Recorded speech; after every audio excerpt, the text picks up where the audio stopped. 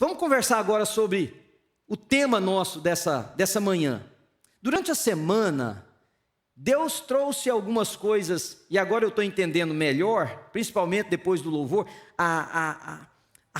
o culto, ele é algo espetacular, irmãos. A reunião nossa, é por isso que a palavra de Deus diz assim, quando vocês se reúnem, uns têm salmos, uns têm uma palavra, é essa presença de Deus que faz com que o culto ao Senhor seja ao mesmo tempo louvor e adoração para Ele e edificação para as nossas vidas, porque o Espírito está trabalhando. Então, quando Deus, durante a semana, colocou no meu coração o desejo de nós meditarmos, esse domingo e talvez o domingo que vem, sobre algo chamado caminho.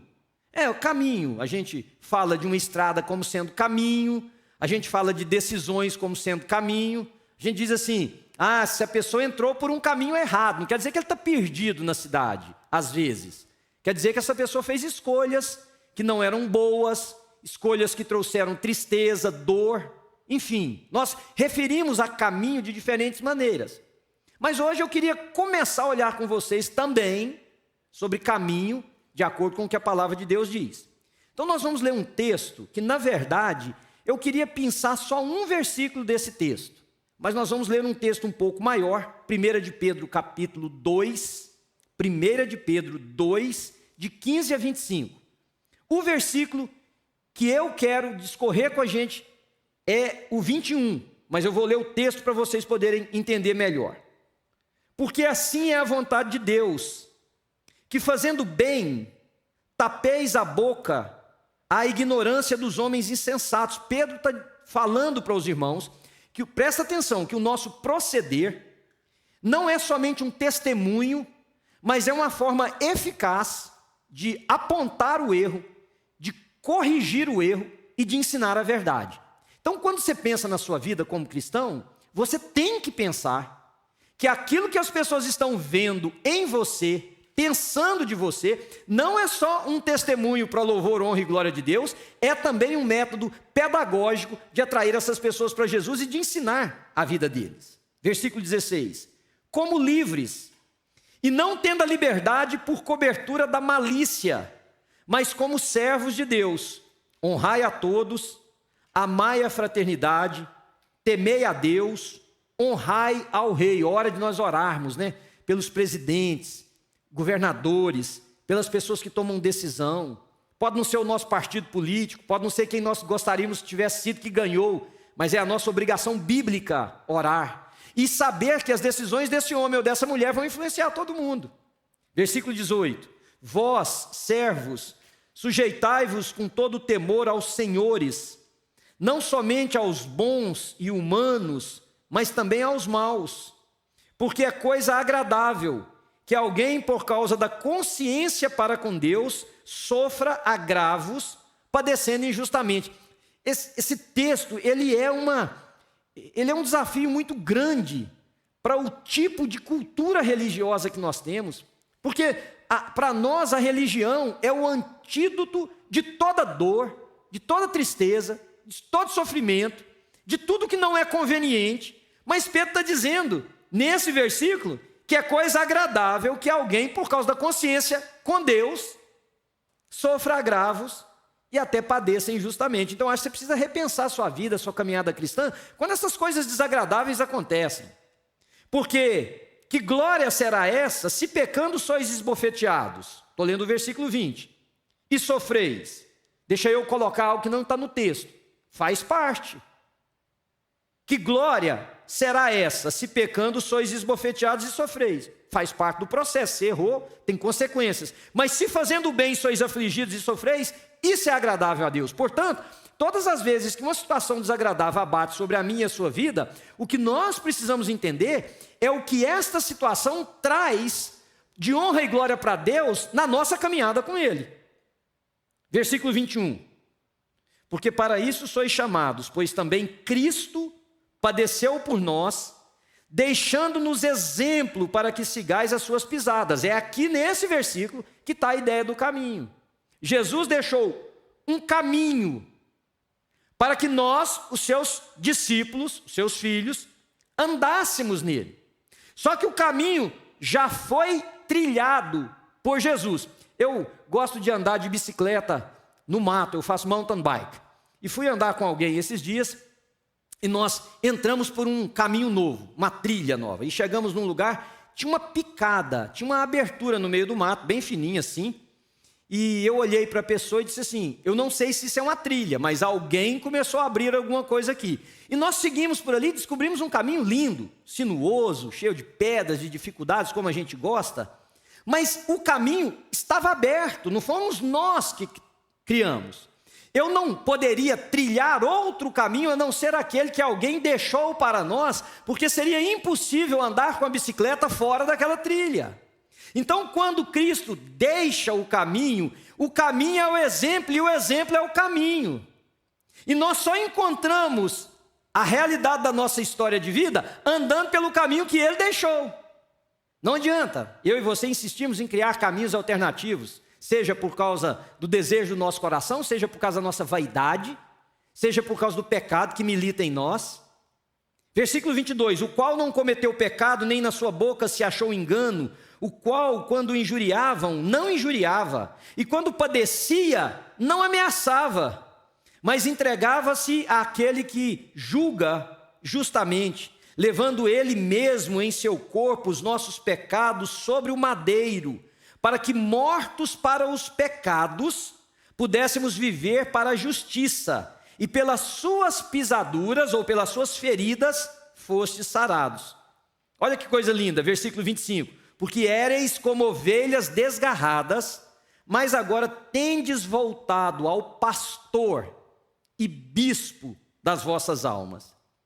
Irmãos, a gente vive numa sociedade que é ávida por conquistas, que é louca por chegar. Eu até brinco com as pessoas, às vezes alguém mostra alguma coisa bacana para mim, e eu digo assim, um dia eu chego lá. Mas parece que essa ideia de que nós estamos sempre em direção a um alvo, e não tem absolutamente nada de errado em você ter alvos na vida. Por exemplo, você quer se formar, então você precisa estabelecer um alvo. Eu vou começar a estudar e eu pretendo em tantos anos, se tudo der certo, eu vou concluir o meu programa de ensino. Não é isso que eu estou dizendo.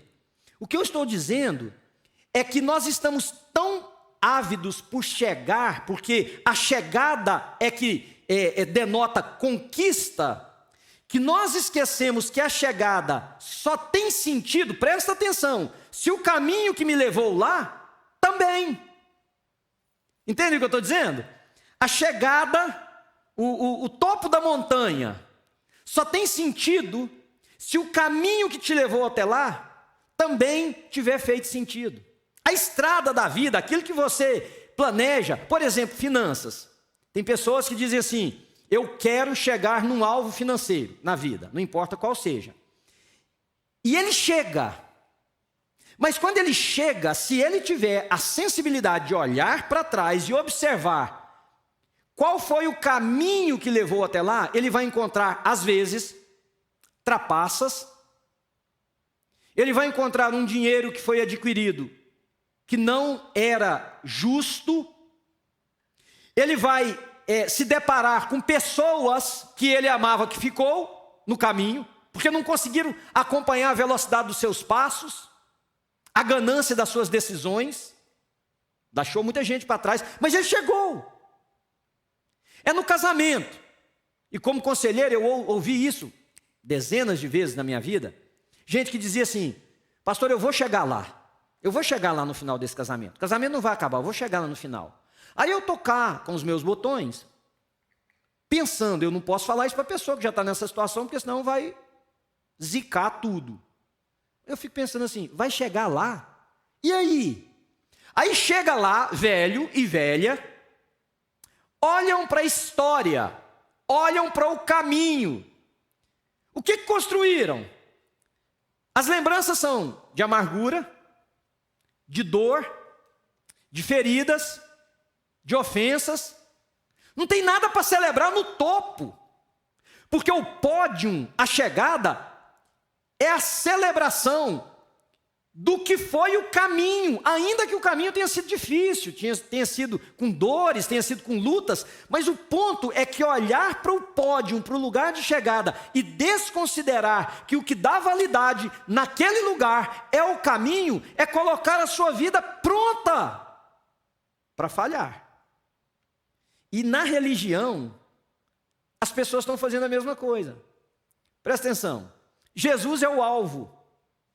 Jesus é o topo da montanha. Jesus é o lugar que eu preciso chegar. Então, para chegar lá, a gente faz penitências, a gente reza, a gente ora, a gente dá dinheiro, a gente sacrifica corpo, faz sei lá o que aí da sua compreensão de que deve ser feito. Por quê? O objetivo é chegar lá. Aí você acha que chegou lá. Só que quando você chegou lá, o caminho não fez sentido para chegar lá.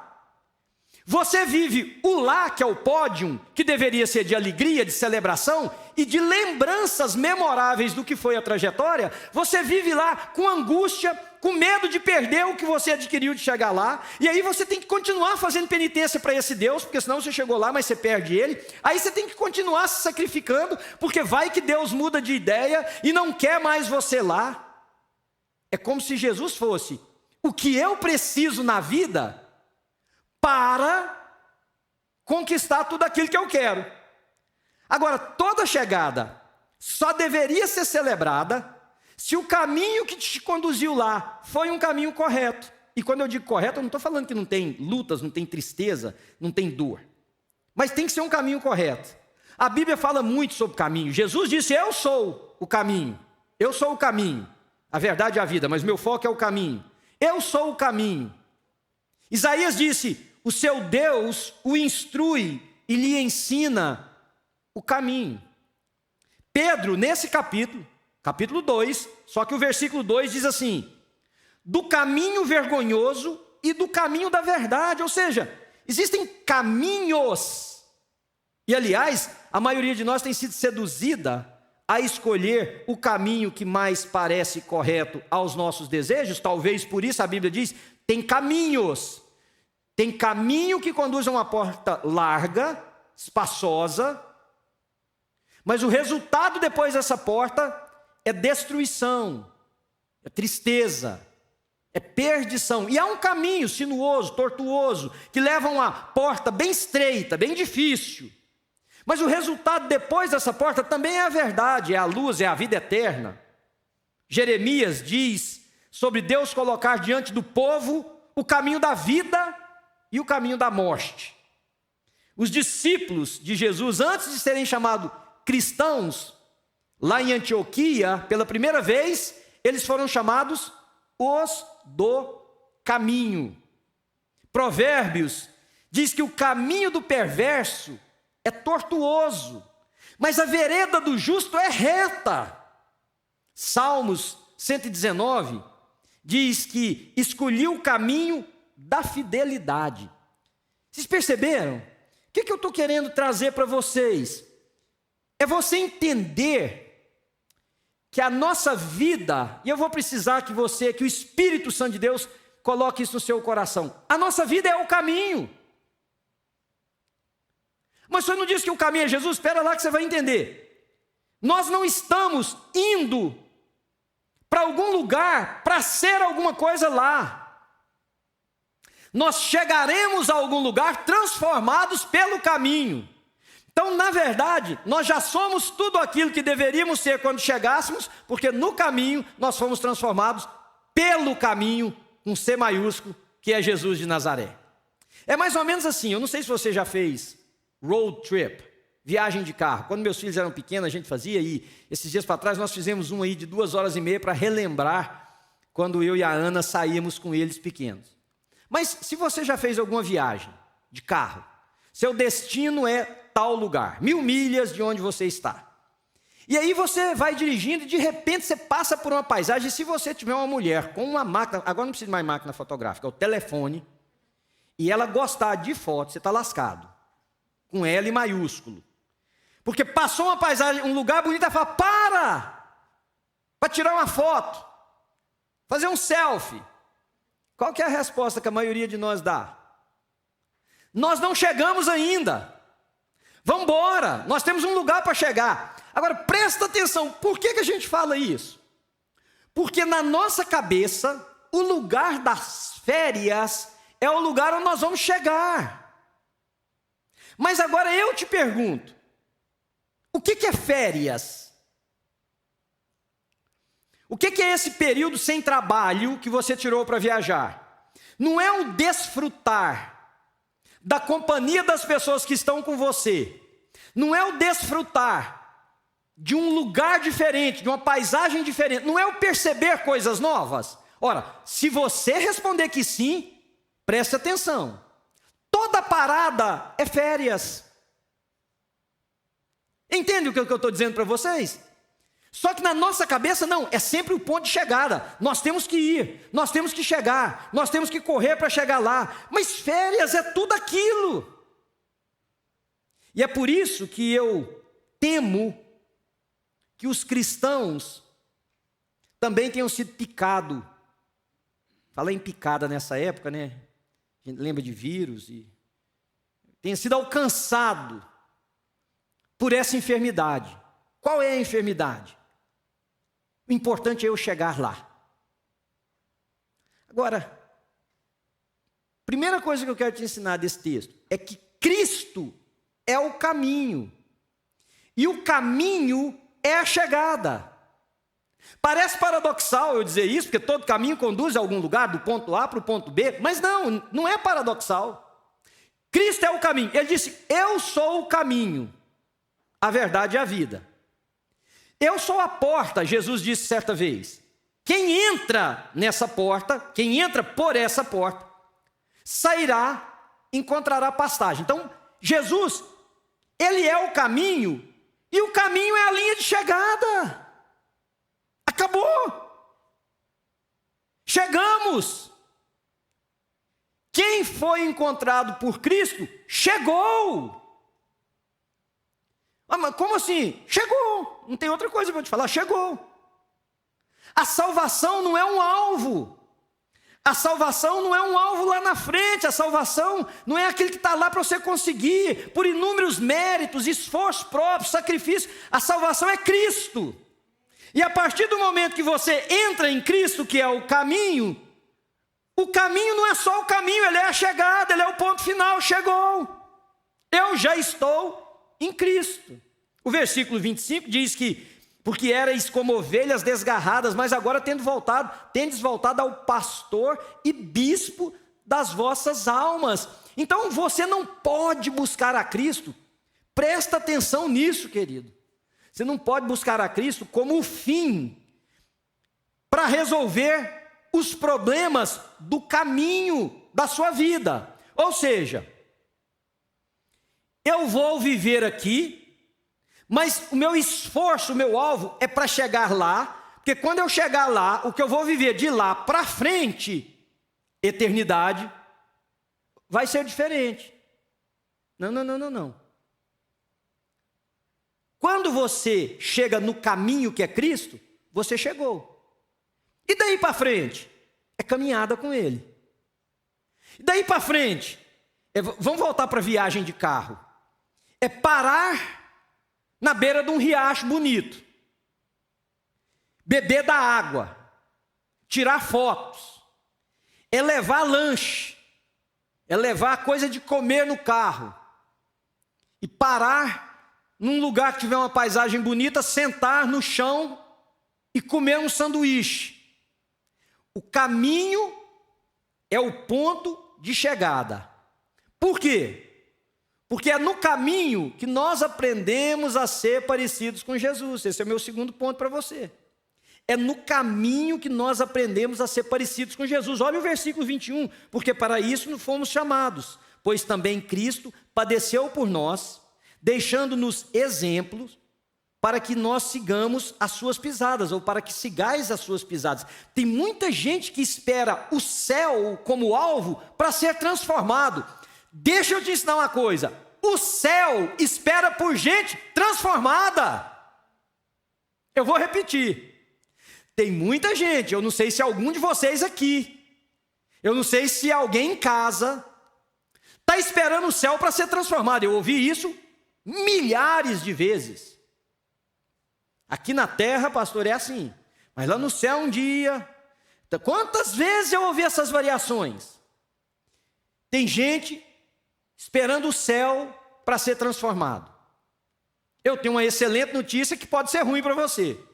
O céu está esperando gente transformada, que foram transformados no caminho com C maiúsculo, que é Jesus, e no caminho com C minúsculo, que é a vida.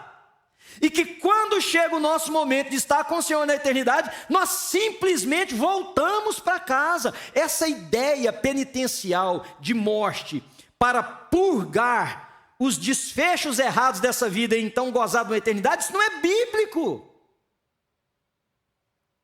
Você não vira anjo no céu tendo sido demônio na terra, querido. Tem nada a ver. Esquece esse negócio.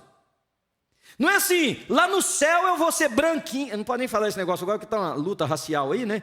Mas para você entender a ideia de anjo, né? Que, aliás, é uma outra coisa que eu acho que o racismo também é muito esquisito. Eu nunca vi mais de um anjo preto. Mas deixa para lá que nós vamos falar sobre isso noutra hora.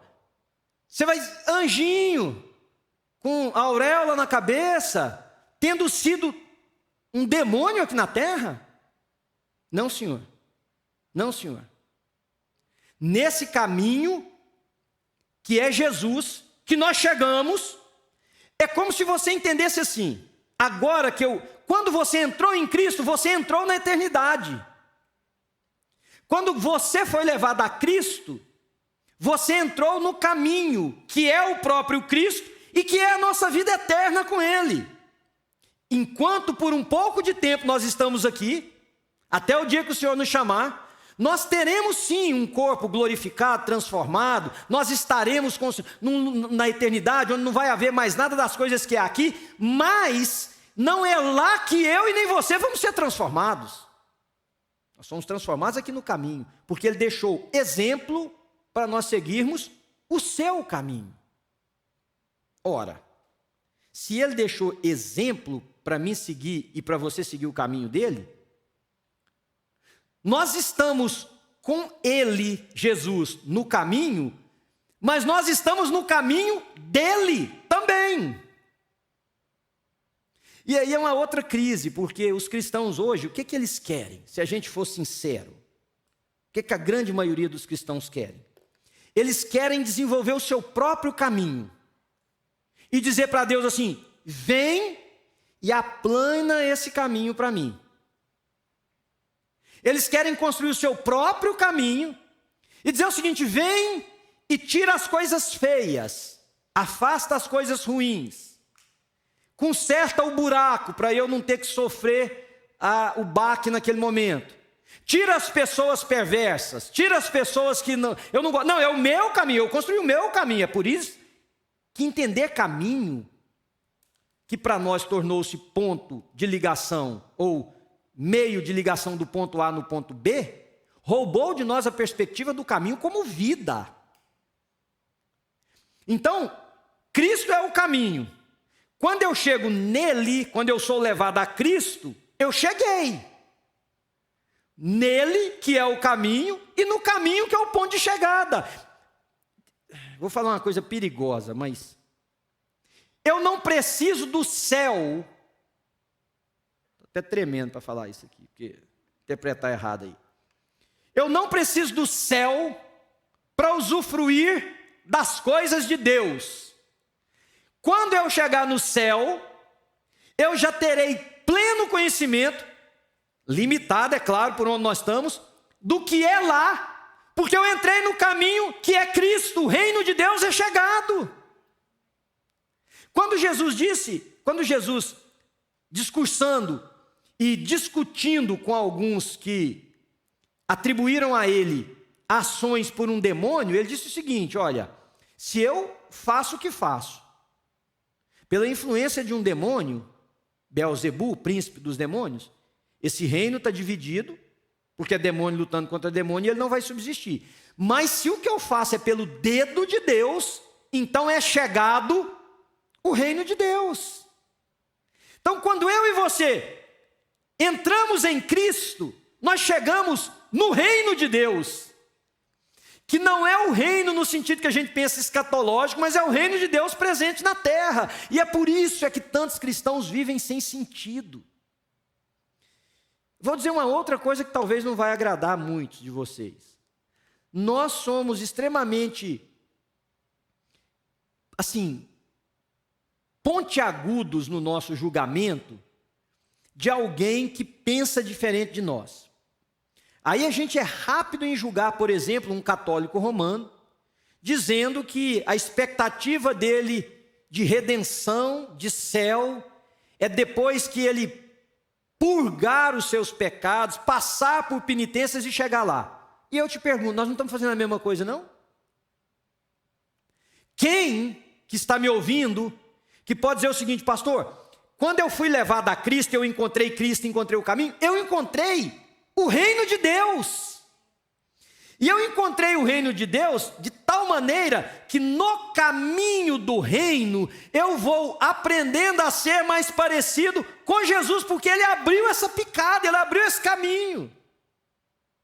Para que quando eu chegar lá, a diferença do lá para o aqui é simplesmente porque lá é eterno. E aqui é temporário, porque nós estamos nessa carcaça chamada corpo. Você entende o que o Espírito de Deus está te ensinando? Então, não tem diferença. Por isso que a Bíblia diz que quando nós morremos, fechamos os olhos, é um minuto aqui, ó. Fechamos os olhos, nós estamos com o Senhor na glória. É a continuidade do nosso caminho com Jesus. O último ensino que eu quero te passar nessa manhã. Cuidado com esse aqui que eu vou te falar. Porque o caminho não é uma religião a ser seguida. O caminho não é uma religião a ser seguida. O caminho é uma pessoa para ser experimentada. Carol até falou ali já. É isso mesmo. O caminho não é uma religião para ser seguida. Porque, então nós entramos no caminho? Bom, quais são as normas do caminho? É como uma estrada, qual que é a velocidade permitida? Tem pedágios? Eu tenho que parar para pagar, para passar de um lugar para o outro? Quais são as regras aqui? Eu tenho que andar com os faróis do carro ligados ou não, mesmo que não seja noite? Quais são? Não, o caminho não é uma religião para ser seguida. O caminho é uma pessoa a ser experimentada. E eu vou te explicar a diferença. Eu não sei se você já viveu alguma coisa assim, mas deixa a sua mente criar essa cena. Você sai com alguém que você gosta, um amigo, uma amiga. As mulheres saem para fazer uma caminhada, 2 amigos saem para ir num lugar, vão pescar, vão fazer qualquer coisa. E vocês têm que andar um tempo. Naquele caminho, a troca de experiências, a conversa, o poder penetrar na vida do outro, no coração, no compartilhar. Você não está preocupado se o caminho é reto, se ele tem curvas, se ele é subida ou descida, não. Então o caminho aqui que eu estou dizendo, não é a frequência numa igreja, embora quando nós nos reunimos, porque olha bem o que a gente tem coragem de fazer. Nós temos a coragem de transformar o caminho num culto de domingo. Então para eu estar no caminho, eu tenho que estar presente na igreja domingo. Aí a sua mente que já está cheia de coisa ruim, sabe o que ela pensa? Bom, então se não é, então não precisa ir lá. Não, isso só prova que você não está no caminho. Porque esse encontro nosso que acontecia e que vai voltar a acontecer, ele é a expressão da necessidade, da dependência, do amor um pelo outro, do desejo de celebrar a Deus como família, que nós que estamos no caminho temos. Não é uma religião com seus dogmas, com seus podes e não podes. É Jesus. E é por isso que nós temos tantos cristãos. Irmãos, eu falo isso com vocês hoje, com temor no meu coração, mas com absoluta convicção do que eu estou falando. Eu olho para essa câmera com o desejo de estar olhando dentro dos seus olhos. É exatamente por isso que nós temos um número enorme de cristãos, chamados cristãos, que não conheceram o que é a transformação de um relacionamento com Jesus, porque eles entraram no caminho achando que é uma religião para ser seguida. Eu me batizei. É como se ele dissesse assim: Deus, eu me batizei, agora só tem um problema, porque eu fiz aqui, o que manda? Então agora eu estou aí. É como se fosse assim, tá vendo? Eu cumpri os ritos, eu me batizei, eu frequento os cultos, eu dou o dinheiro que se pede, eu faço isso, então eu quero dizer para o senhor que eu estou aí. Eu não sei se você já leu um versículo que tem na Bíblia, e esse versículo me preocupa muito. Eu conversei sobre ele numa das lives que eu fiz com um grande amigo meu. Em teu nome eu expulsei demônios. Em teu nome, isso é um diálogo no céu, imagina a cena. Porque fez chamada, aí largaram alguns de fora. Aí um dos de fora disse: opa, tá errado, esqueceram aí, ó. O que foi? Não, tá errado, eu tinha que estar aí no livro, no grupo de lá. Por quê? Porque em teu nome eu dei dinheiro, em teu nome eu fui para o culto, em teu nome eu fiz aquelas rezas todas lá, e tinha dia que aquele negócio era chato, eu estava com fome, na hora que eu pegava o garfo, alguém falava: vai orar não? Fiz em teu nome. Mas a réplica é o que me perturba muito. Porque ele diz assim, Jesus dizendo: eu nunca te conheci. Não é assim, eu não te conheço agora. Você envelheceu, você engordou, você emagreceu. Não, eu nunca te conheci. Ora, agora deixa eu te levar num outro ponto da Bíblia para você entender. 2 discípulos no caminho de Emaús. Ou os discípulos no caminho de Emaús, porque tem gente que supõe ter mais do que 2 discípulos naquele caminho. Chega um estrangeiro e um desconhecido põe-se ao lado deles. Começam a caminhar. E aí, o desconhecido, o estrangeiro, o que eles não sabiam quem era, diz assim: o que é isso que vocês estão com os rostos tristes? Aí eles viram e dizem assim: és porventura o único que estando entre nós não sabe as coisas que nos últimos dias sucedeu? O personagem diz assim: que coisas? Eles começam a dizer que Jesus, o Nazareno, que foi varão aprovado diante de Deus. Quer dizer, eles morrem pela boca, eles começam a dizer: Jesus, o Messias, foi aprovado com muitas coisas e tal. Ele mesmo disse que ele iria morrer. E sabe o que aconteceu? Ele morreu. Não era... Se fosse eu, o outro personagem, eu diria assim: mas você acabou de falar o que ele falou, então o que você está desse jeito? Aí eles disseram assim: e é esse já o dia que nós esperávamos que ele ressuscitasse. É até verdade que tem uma mulher que foi lá e falou que não estava lá não, estava no túmulo. Foram uns outros lá também e falaram que ele não estava lá. Mas então por que você está voltando, se você sabe da promessa, do que foi falado, do que você ouviu dele? É porque, irmãos, presta atenção, é possível você transformar o caminho numa religião que é seguida e você não conhecer a pessoa que é o caminho. O caminho, ele pode ser pensado como uma estrada, como essa que está na tela, porque nós pensamos na vida como um avançar de dias, e esse avançar de dias pode ser pensado como a trajetória, está tudo certo. Mas esse caminho não é um asfalto, não é uma demarcação de espaço geográfico ou cronológico. Esse caminho é uma pessoa chamada Jesus, na qual nós somos levados pelo Espírito para viver nele, com ele, através dele. E ao conhecê-lo, ele nos transforma, porque ele mesmo deixou exemplo para seguir os seus passos. Então, a transformação não é o pagamento das promessas religiosas.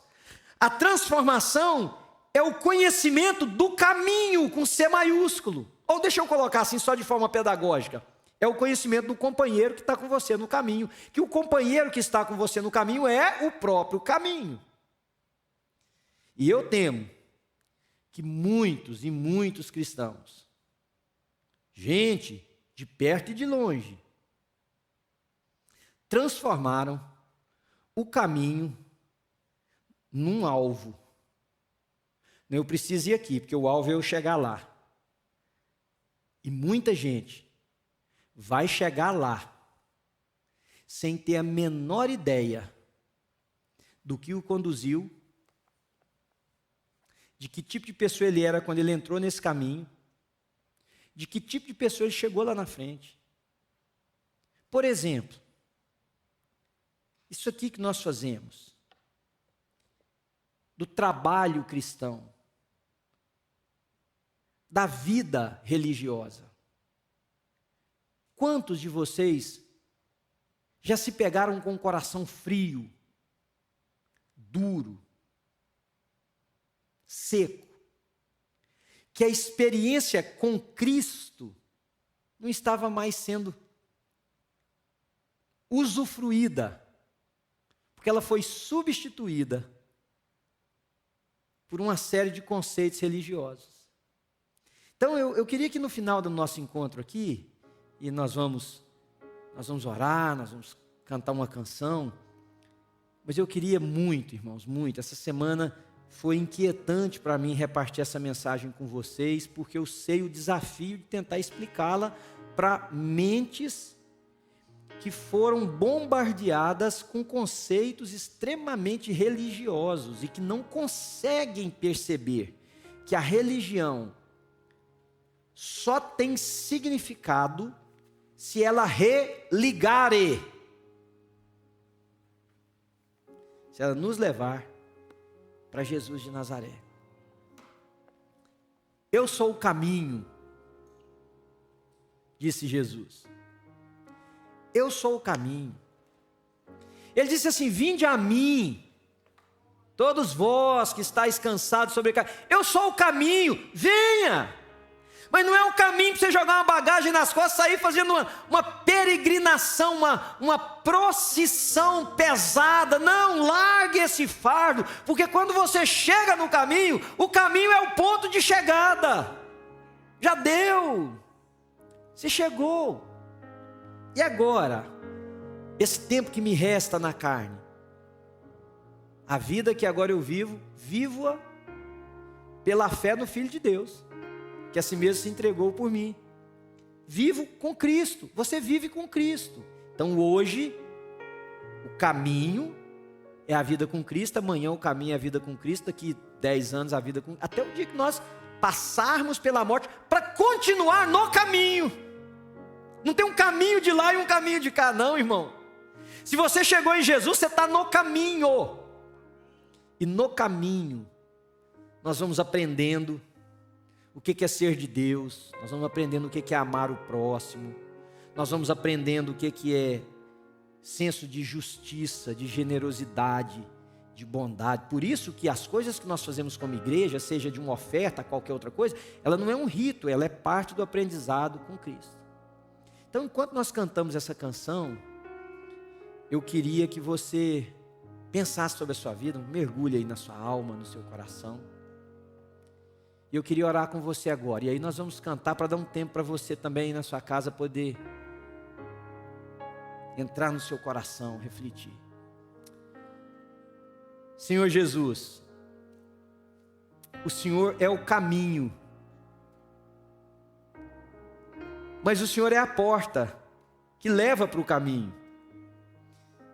E o Senhor mesmo disse que aquele que entrar nessa porta vai sair, vai encontrar pastagem, no sentido de que é saciado, vai encontrar água, no sentido de que está completo. Entrará, sairá e achará descanso, diz a tua palavra. A minha oração, Senhor, é que o teu Espírito tenha convertido as minhas palavras em algo que possa ter penetrado no coração das pessoas, alcançado alguém. E agora, Pai, nesse apelo de volta ao caminho, Que o Senhor convença, que o teu Espírito convença as pessoas que estão me ouvindo. Voltar para o caminho, Senhor.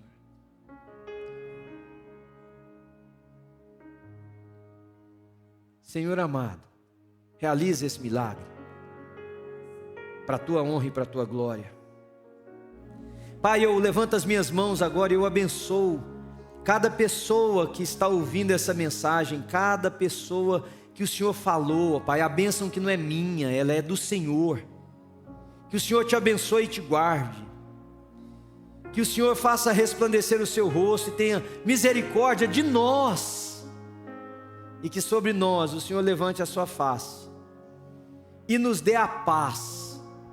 E a paz do Senhor, que excede todo entendimento, guarde, irmãos, mentes e corações, em Cristo Jesus, até o dia em que nós, os do caminho, estaremos com o nosso Senhor na eternidade.